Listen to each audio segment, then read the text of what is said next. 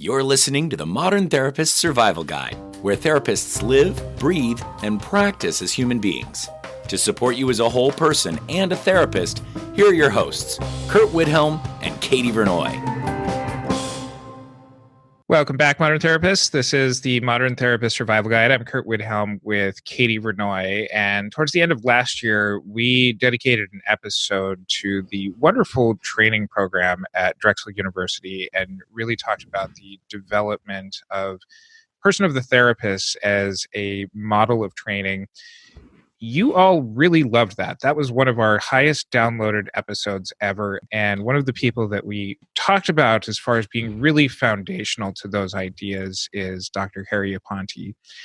He is gracious enough to join us as a guest today and talk a little bit about his process and going into that. We're also featuring Dr. Aponte as a keynote speaker at our Therapy Reimagine 2020 conference. And for the latest updates on how that is going to play out and what's going to happen, check out our website at mtsgpodcast.com. But we are so thankful and so excited to have Dr. Aponte join us today. So thank you for joining us, Harry. Glad to be here. We are so excited to have you. There is a lot that we want to talk to you about, but we ask all of our guests, who are you and what are you putting out into the world? Well, at a personal level, I'm a New York, Puerto Rican.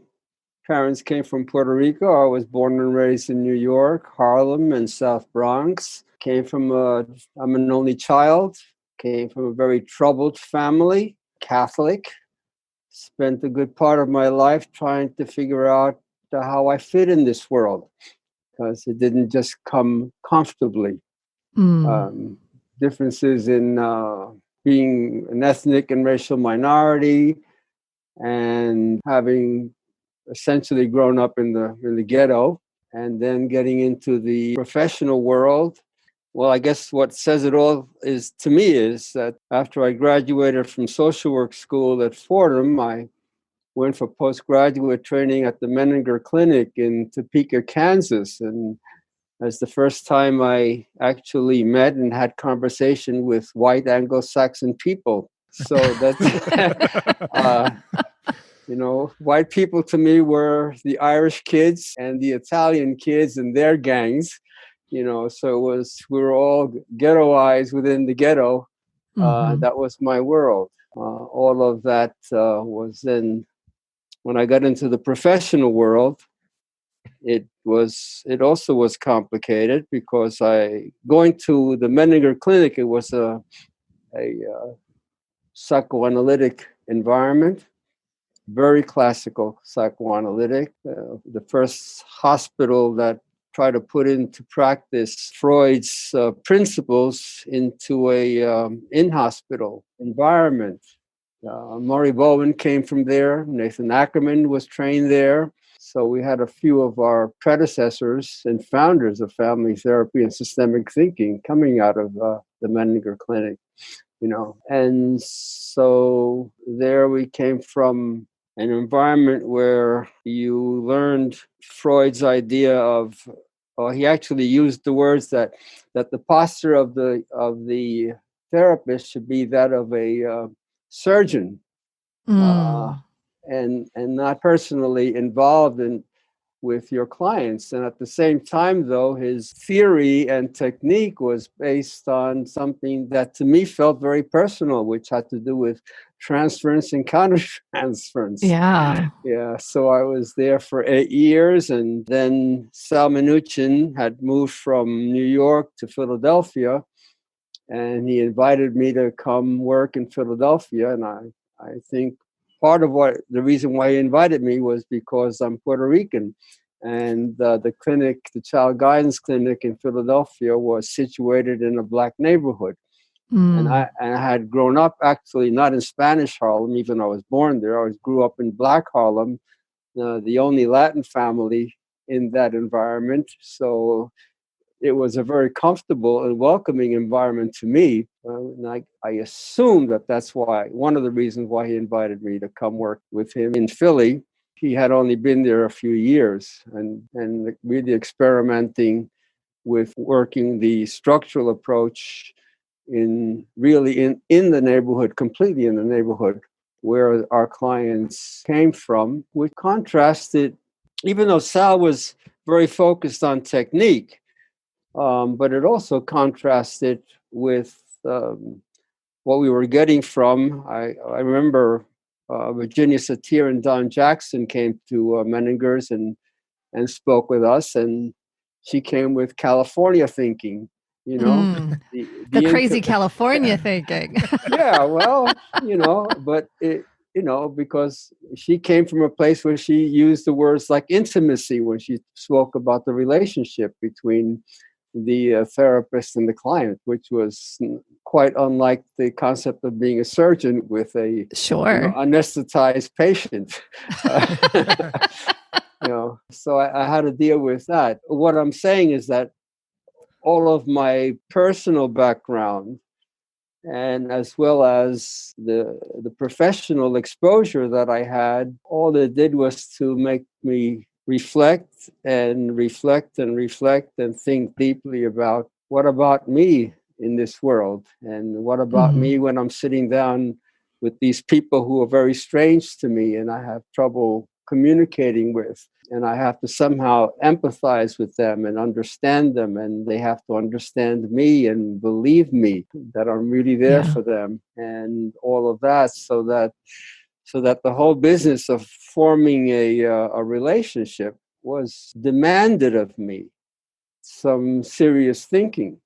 And then the contrast when I came into Philadelphia and was working with the African American population there, where I felt immediately comfortable and related without any, there was no barrier that I experienced, which was so different when I used to do workshops, when we used to do live family sessions.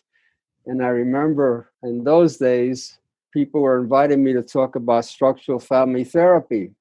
And what they would do at the workshops most often was to bring their most difficult, low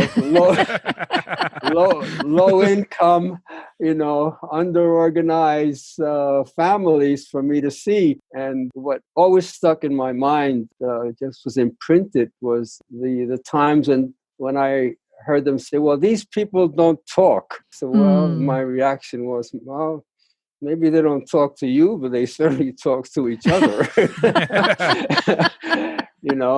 So that both in my personal life and in my professional life, there were bridges to cross and barriers to overcome.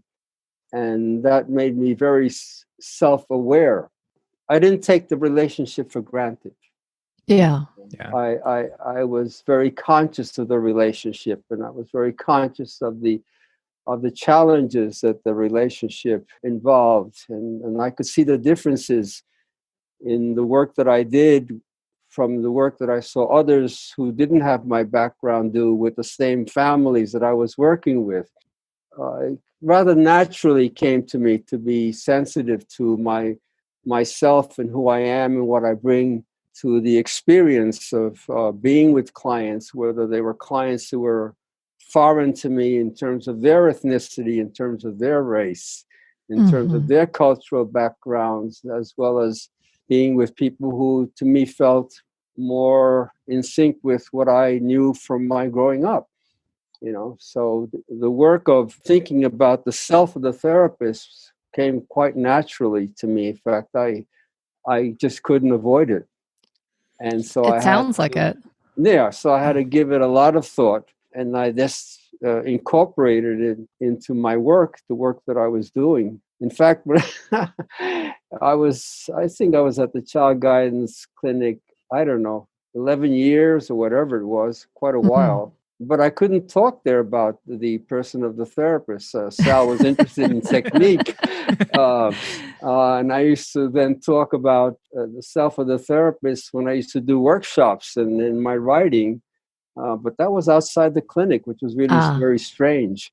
How was that particular piece accepted? Because for our listeners who aren't familiar with Harry's career, and I'm really glad that you've kind of shared this story so far, because there was a hot minute there where ecostructural therapy was what you were writing about, but I'm imagining Sal coming to you and saying, Harry, that's fine. Do that outside of the clinic here, but don't cross the streams here. Well, well, he never said that to me. He just ignored it. But the story I tell was that when I first got there early on, he put me in charge of the clinical services, and he focused on the training, and he was training people from the community actually to be lay people to become therapists, which was a great concept. But he asked me to handle the clinical work, but there was trouble in the community. This was in the late 60s, early 70s, and people in the community had organized, and they wanted to be sort of an advisory board to the clinic, but an advisory board that would tell us how we should work. And he, with some of the higher administrative people, were meeting with that group, and it wasn't going very well. So then he invited me to figure, well, okay, this guy maybe can better communicate with these people from the community. And well, we sat down one day, but the first time I joined the meeting, and so there were like, I don't know, 15 or so people from the community there, and 4 or 5 of the administrators from the Child Guidance Clinic. And it was a back and forth, and I was just keeping quiet. I didn't really know a whole lot about what was going on. And then community people said, well, we need to counsel among ourselves. So you white people get out because we need to. So I sat there and I thought for a minute, I don't think he meant what he said. I don't think he realized what he just said. So I sat. And Sal got up with the other administrators, and they looked at me. Why wasn't I going out with them? And I didn't say a word. What was I going to say to them? And so they walked out. They weren't too happy with me. It was like Tonto had left, the Lone Ranger and went to talk with the Indians who were coming to attack. The group there, they were uncomfortable with me. They didn't address me. I was just sitting there, like this sore thumb. And then finally said, oh, well, excuse us, we don't want to insult you, but, this is a community group. And, I said, yeah, I understand what you're saying, but you were talking about white people, and I don't consider myself a white person, and I have as much African background as some of you do. So if you really wanted, the people from the clinic to leave, you should have said that, but that's not what you said. So, well, they left me there, and and they didn't throw me out. And so after that, I started to meet with them myself. Sal did not come and meet with them, and then they got pretty aggressive about they were going to run the clinic. Basically, that's how I heard it, and I said, no, you're not. I said, if that's what you intend to do, that's the end of our meetings. I had no problem speaking up. I felt perfectly comfortable in calling them on that. And I said, I'd be happy to have you involved and hear from you, but I'm not going to have you try to even attempt to try to run the clinic. And so that was the end of the meetings. And then I went out into the community and I started to ask, who runs this community? Where's the leadership from the community? And to make a very long story short, I found out it was a guy named Jim Lester, who was a so-called activist at that time, an African-American activist, and a very scary guy who had confrontations with Frank Rizzo, the mayor of Philadelphia. Oh, wow. And he and the cops were not in very good standing, but I think everybody was afraid of Jim. But it was also, he oversaw the South Philly, and the gangs were pretty much under his control there. He kept them from fighting with each other and killing each other. They were there, but there was a certain discipline that he imposed on that part of the community. And one day, the clinic had given me freedom to meet with him, and they supported it. So he and I would meet in the bars and have a drink. And so I said, hey, Jim, you're very good with the kids. We're very good with families. Why don't we work together? And Wow. he liked the idea. And so we talked about it, and we said, well, why don't we get a hold of the kids who are truants, who are not going to class? And he said, well, how do we even find out who they are? And how do we get access to them? I said, well, that's the advantage that I have of being at the Child Guidance Clinic, because I know the superintendent of schools in this district, and you and I can go meet with him. And so we met with the guy and told them what we had in mind, that we had in mind setting up a school, an alternative school for the kids who were not attending class. And he said, well, if you can get them to attend class, who don't ever attend class in the public schools, good luck to you, but it has to be after 3 o'clock. You can't compete with us. He said, okay. Jim put pressure on one of the radio stations, and it was also a TV station, to let us do a telethon. And we did a telethon, raised money, bought a building. Oh my goodness. And Jim went over to the University of Penn, to their School of Education, and got the Black students there who were learning to be teachers, and got them to volunteer and use this as a practicum for themselves. Oh my goodness. So we had a school, and then we all contacted the families. We had a list of all the kids who weren't attending class, and we contacted the families, told them what we were doing, and Jim set up a school, trying to make something that was very long and complicated very simple. But it was set up, and we had classes going. And think about this. I mean, we're talking about kids who were not going to school at all. Well, Jim said to the kids, class begins at 3:30, and if you're not here by 3:30, we lock the doors. Well, so I went down and I would observe from a hiding place to see what would happen at 3:30, and kids were running to get to class, running to get into the school. And we tested those kids, and in a few months, they just jumped grades. I mean, they were doing wonderfully in the schools. It was a whole new experience for them. They loved it, and they were very disciplined. And if the teachers weren't disciplined, he threw them out. And we got people who were disciplined, who came from Penn, who were disciplined and knew how to behave properly and be respectful of the kids.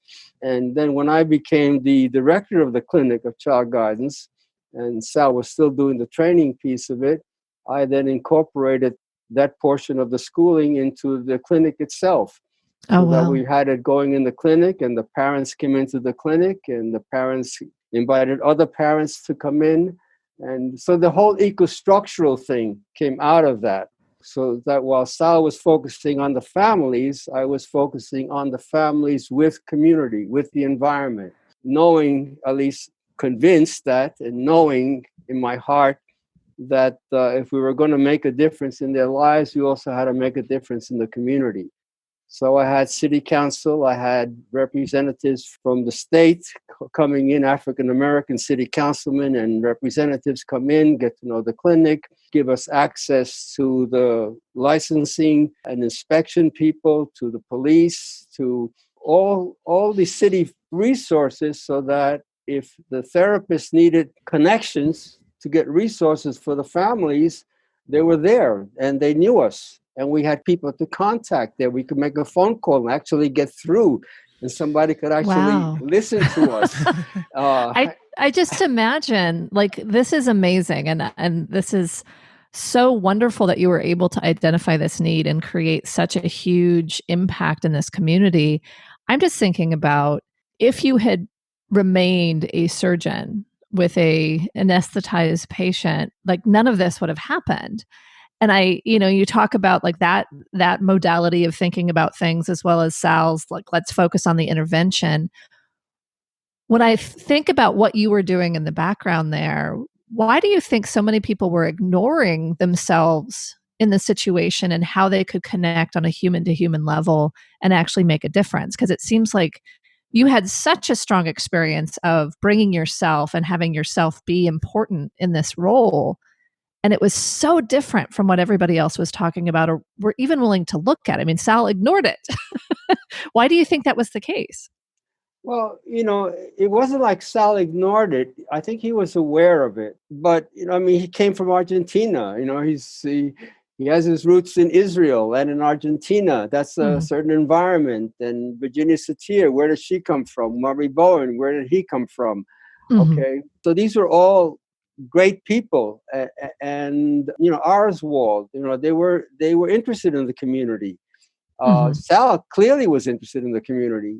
That's the Families of the Slums. That was his first book. So it's not that they ignored it, but I grew up in it. Okay, I lived it.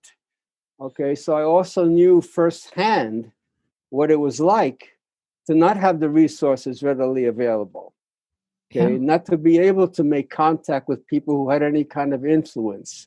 Okay, so it's one thing to go into a therapist's office or even have a therapist come to your home. Okay, but it's another thing to then be out in the community and have all these resources out there, and they were out of reach. And you were treated differently. In these places. So this was in me. This was part of who I was. It came naturally to me in a way that it would not have come naturally to these people who had the concept. I mean, think about it. I mean, Sal did Families of the Slums. Sal, did his work. He took the Wiltwick School and he brought it into the community itself, in effect. And Arswald was working with the community. So these people were not insensitive to this, but they also didn't have a certain natural instinct that comes from actually growing up in it and living with it and the frustration of it. Okay, it added a whole other dimension to it. And by the way, if you read, I think it was called the Family Therapy Networker at the time, and Sal did an article there a year or two before he died, and in that article he talked about how it wasn't technique that made the difference; it was the therapist and the personality. Vindication. It was there. I want to use this as kind of a jumping off point because you've so colorfully illustrated the impact that you had, not just with the clients that you're working with, but also the broader systems within the community and the interventions that you've led there. So many of the training programs for therapists now don't even teach the concept of having that kind of influence. They see it as outside the scope of the therapist. They see that as outside the role of the positions that we're in. But this is where it seems like the way that we're training therapists now and the way that therapists learn what really works and what's actually impactful for clients seem to be really two separate worlds. And you've, bridged that with your work at Drexel. You really started popularizing the person to the therapist training there right around the time that every other program was going the other direction back into it's just about techniques. Right. Can you talk about how you've continued to stand on your own and do it successfully in this way that really does add this robust, good therapeutic training model that can continue to serve clients, not just at the individual or the family level, but within the bigger systems? This is who I am, okay? And this is how I think. And whether anybody listened to me or not, I didn't know any other way to do it except the way that made sense to me. I like it. I went through my training and the schooling and all this and that. My parents still, lived in South Bronx, and I had to go through the painful years even then of when they were ill, when trying to get them services at Lincoln Hospital in New York, services for their eyes and for all their physical ailments, and how difficult it was for them to get the resources that they needed. And they were still there, and I was in Philadelphia. And my frustration in reaching out to the community to try to mobilize these things and make them accessible to my parents, and how difficult it was. So I was living this in those years. I mean, I still remember my father was dying, and he said he was dying. He told me he was dying. And he went to Lincoln Hospital, and they looked at him there, and they said, "No, you're not sick enough to stay in the hospital." And he says to me, "Harry, I'm dying." And he calls me, and I was about to go do a workshop in Ann Arbor. And I said, I can't leave you telling me this. I'm in Philadelphia. I'm supposed to go to Ann Arbor, and you're telling me you're dying, and the hospital discharges you saying you're not sick enough. To me, they just didn't understand. So I called Lincoln Hospital, and had the chutzpah to call, and I said, I want to talk to the person in charge of the hospital. And strangely enough, they put me to the guy, and I got the guy on the phone immediately. I don't know how that happened. That was an act of God, And I said to him, "Listen, I'm about to do some training of people in Ann Arbor. My father tells me he's sick and he's dying. I can't leave my father in this state." And he sounds to me like he's really in bad straits. And the guy said, "All right." He says, I'll make sure that, have him come back. I'll make sure that he gets hospitalized. You can go ahead." I said, "I'm not going anywhere until he's in the hospital and you call me and tell me that he's in the hospital." He said, "All right." So later on that day, my father went. They admitted him. I got the call. I went to Ann Arbor. That night, my wife called me. "Oh, your father died." But he was in a hospital, and they were attending to him, and they listened. But my God, having to go through all that trouble to make it happen. How many people there had a son who would be able to call and get the person who could make a decision, and make things happen. So, this is in my blood. Yeah. I'm taking away from this that when we enter into this profession, when we've had to bring our own experiences into every single situation, whether it's something that is for the greater change of the people that we work with, or whether it's deeply impactful to us as individuals, that we can't ignore both. That one does not exist without the other. And this is, really where we've been big fans of Harry and his work for a very long time, and have had a couple of conversations with him leading up to this podcast, and have really enjoyed the wit and kind of the pathway that he's blazed through a lot of his career. Because, as we mentioned in the previous episode on how to be a therapist, we love when people have done the research for us and provided the body of work of the things that we encourage. And I'm so proud that we get to share this space with Harry, because this is a lifetime, an example of a lifetime of standing up for what you believe in, knowing that what works is not just the techniques that you read out of a book, that as much as the influences around therapy seem to make it come faster, come cheaper, get people out the door, that there's a very deep personal impact in this. And that's not independent of the life that we have in our own lives. And sometimes we end up with really, really tough personal situations that impact that. And that's part of the human factor of being a therapist.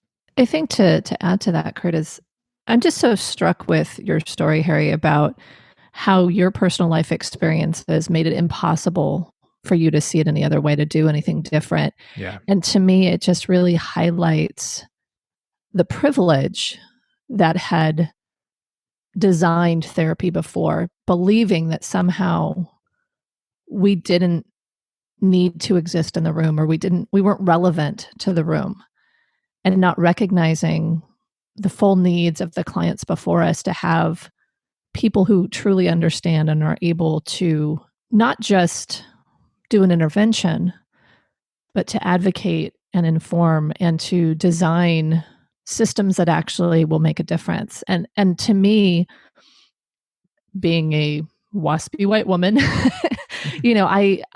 I'm always struck when I'm able to more fully recognize how privileged I am and what I would not have thought to bring into the room. And I think that's why, even in this idea that we could be blank screens or surgeons or any of these things, like it just feels so, I don't know what the right word is, just ridiculous. Maybe I'll just go with ridiculous. Like it feels so ridiculous that we could actually not have a personal relationship or not bring any of ourselves into the room.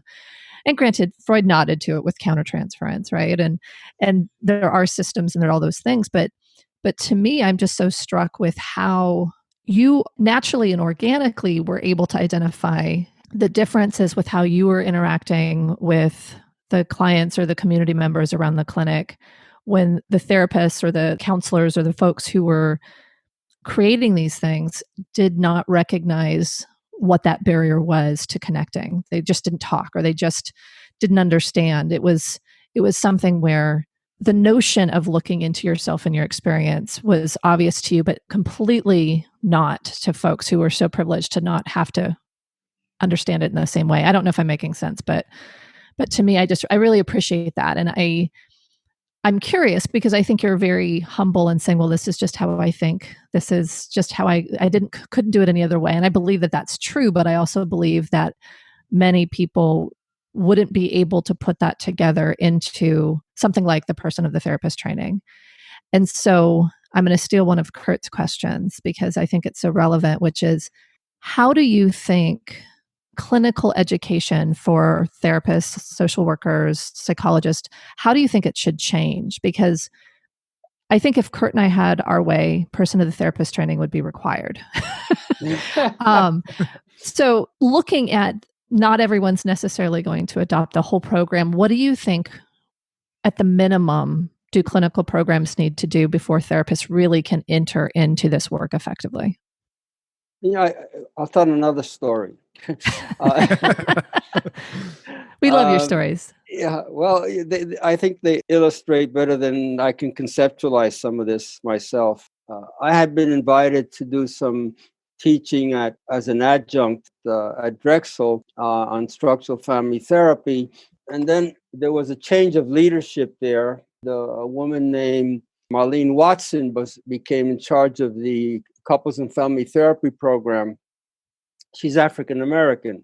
She had seen some of my work, and she was interested in what we're talking about, given where she was coming from. She's very interested in social justice. And so I said, well, this is what I'm doing. I was doing my training on my own, training people on the use of self and with this perspective. And she said, can you bring it into our clinic? And I said, well, I think I can, but with one condition. That she said, what's that? I said, I think your faculty needs to be exposed to it first, and they have to be into it, because I don't want to be, another little class that's being taught on the side here among 10 others, because I think this is very much to the core of what's necessary for the development of a therapist. I don't think this is just something that we add on, And she said, all right, we'll do it. I mean, that was that quick. And I said, well, can you get them together? She said, sure. And she said, and I'll be the first one to present. And nice. So she was the first one to present. She presented her work and exposed herself and some of her own issues in supervising. That's she offered for me to work on with her.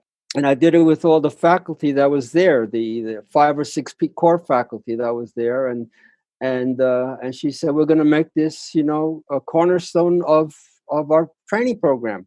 So she made a full commitment to That's it. so good. That's Okay, great. and gave me everything that I asked for.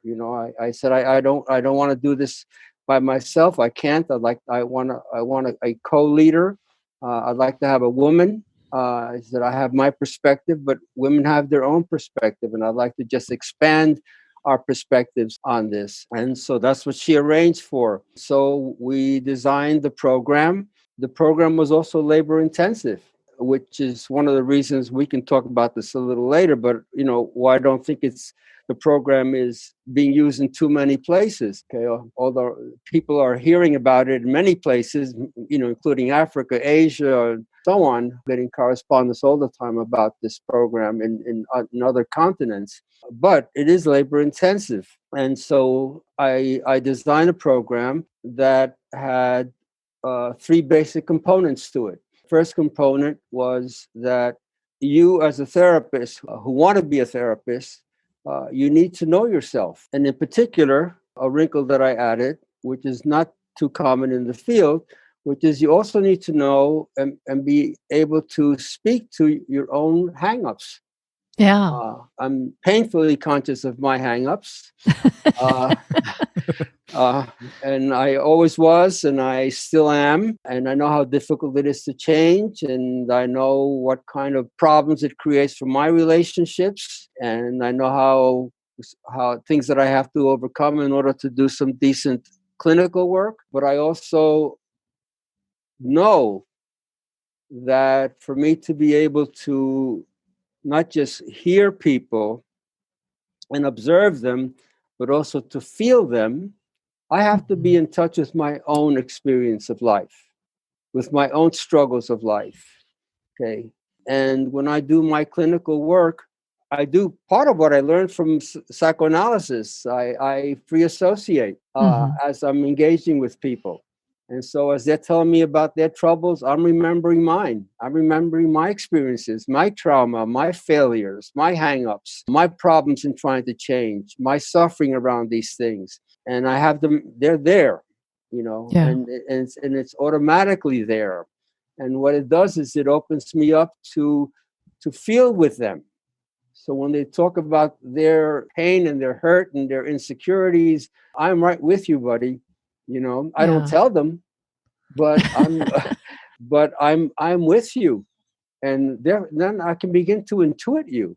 I can begin to get a sense of what you're going through and not just depend on your words to understand what you're going through, And then when I do an enactment, which came from Sal, and people can bring and live their issues right there in the room with me, okay, it's for real. And they're doing their thing, and I'm feeling it, and I can enter it, and I can engage them in it and be with them fully myself, okay, in the sense that it just opens me up to resonate, to identify with, to associate to the things that I'm experiencing. So that's why my saying about therapy, that therapy is not a conversation, it's an experience. Yeah. And it's going to make an impact in people's lives. But that has to be disciplined. And okay, especially if you're getting into things that are truly sensitive to you, that are truly hurtful, traumatized, a part of you, you need to be on top of it. Otherwise it can overwhelm you in there and paralyze you, can freeze you in the session. You can act out on it in ways that are destructive to yourself and to your client. So then I developed a program that says, let's spend this, we had 3 quarters. So let's spend this first quarter with you taking turns and writing up so that I can read it and my co-leader can read it. Tell me about who you are. Tell me about what your core issues are, personal issues are. Tell me how you think this is going to affect your clinical work as you begin to get cases. And this is first-year people. Yeah. And you're going to do this in the presence of your cohort. Yeah, that sounds overwhelming. Absolutely. Absolutely. Okay. And, it's like the first person who's going to do this is like saying to them, all right, take your clothes off, in front of your cohort. But I also know, how sensitive it is. I know how secretive I am about my own stuff. And so I'm very sensitive to be protective of them, and to be Mhm. very clear with them. Listen, if there's something that you don't want to talk about, you don't want to put out there, keep it to yourself. I understand that. That's not a problem. But I want you to be conscious of it. Yeah. Okay, so let's talk about it. When you talk about it, I'm going to be there. Yes, I'm going to explore with you. I'm going to try to help you to conceptualize it. I'm going to try to help you to put words to it. I'm going to help you to be able to converse with yourself about it so that it begins to make sense. I want you to get desensitized to the emotions that overwhelm you when you connect with all of these experiences, with all of these associations, so that then you can actually use it and work with it. Yeah. Has to be instrumental for you. Okay, so this is a training. This isn't just reading about something and saying, "Oh, Yeah. that's a nice idea," you know. You mean my whole grad school experience of, ooh, this sounds like a good idea. That wasn't effective. That wasn't effective, right? So I say to them, I say to you don't train a football player by showing them videos about great football games. You have to get out there and do it. And get bruised in doing it, so that it becomes something that's automatic to you.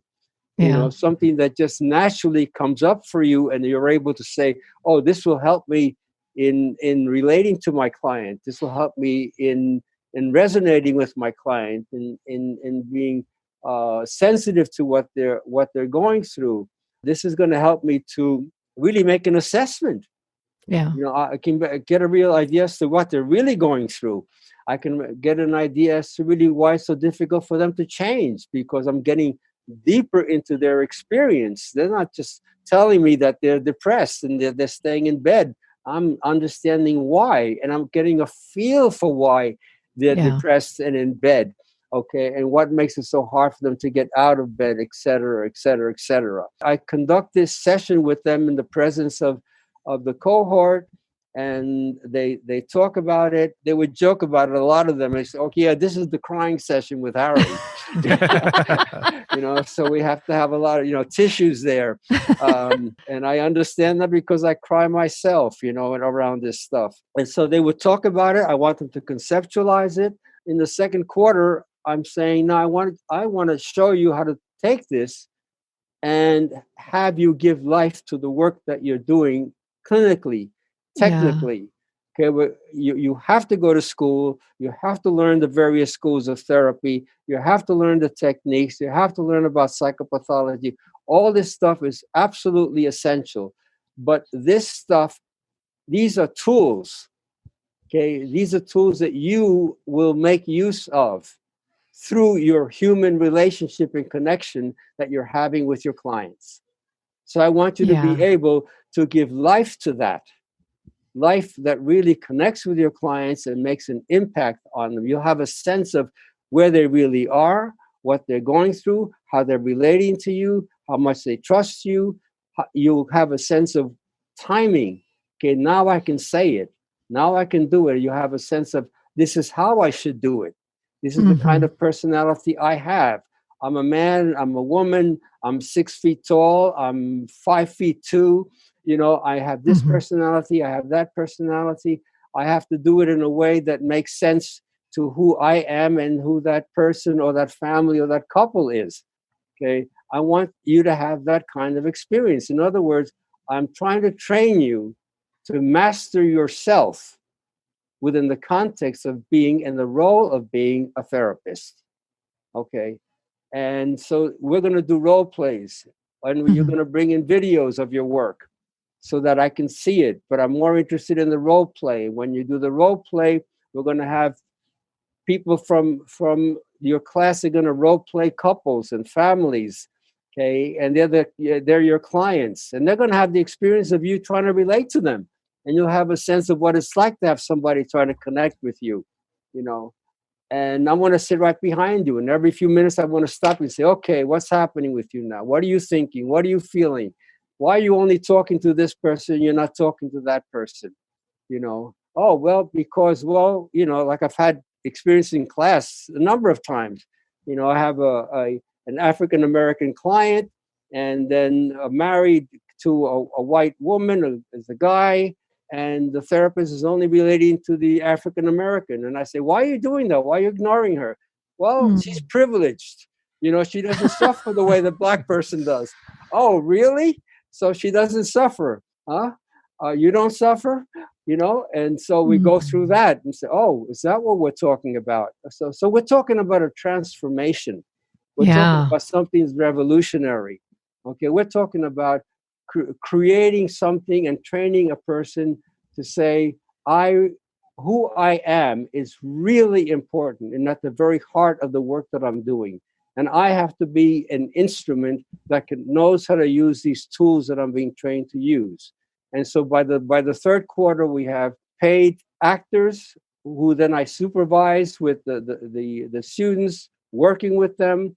And I work with them in the same way, making them aware of themselves, making them have conscious use of themselves so that they could make all of this technical training that they're getting and learning, they can make it useful and effective. I just love that program because to me, it feels like such a relief to think about being myself in the room is not only allowed, it's important. And being able to do what we do naturally, which is free associate and try to connect with the person across from us and understand their experience through our own experiences instead of trying to, put those away. This is about the client. Like that to me feels so important and so validating that I can be a person in the room and in fact, I should be. And it's the only way that I can really do this work effectively. I feel like we could talk with you for hours and hours and hours, but we are so low on time. I'm so glad that we get to have to continue this. I was going to say conversation, but I'll call it experience, to continue this experience together in September. Thank you so much for being here. I'm very happy to be here and have a chance to put it out there so that somebody can hear it and somebody takes it seriously as you're doing. Yeah. There's a number of things that Harry has mentioned during this episode. We will put links to those in our show notes. You can find those at mtsgpodcast.com. And like I said, we have Harry slated to be one of our keynote speakers at the Therapy Reimagine 2020 conference.